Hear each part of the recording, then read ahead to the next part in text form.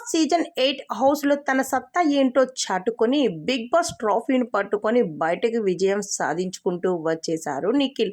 అయితే నిఖిల్ విజయం సాధించడానికి గల కారణం కావ్య. అంటే కావ్య తనని వెనుకొండి ప్రోత్సహించి ముందడుగు వేయించి బిగ్ బాస్ హౌస్లోకి ఎంట్రీ ఇవ్వడానికి గల కారణం అయ్యింది కావ్య.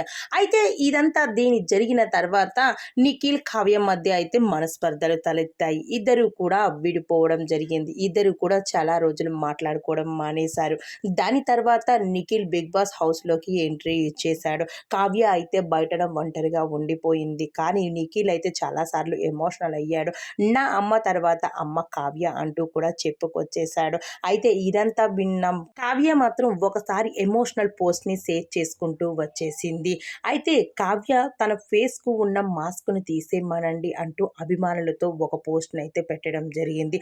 అయితే నిఖిల్ బిగ్ బాస్ హౌస్లోకి వెళ్ళేటప్పుడు ఫేస్కి మాస్క్ వేసుకున్నాడు, మంచితనం అని అంటూ చెప్పుకొచ్చేసింది. అయితే ఈరోజు నిఖిల్ అయితే కావ్యని కలవడానికి రావడంతో మాట్లాడొద్దు, ఆ రోజు నేను చేసినవన్నీ నువ్వు మర్చిపోయావు, నేను ముందుండి నేను నడిపించాను, అవన్నీ మర్చిపోయి ఈ రోజు నేను కావ్య ఎందుకు పనికి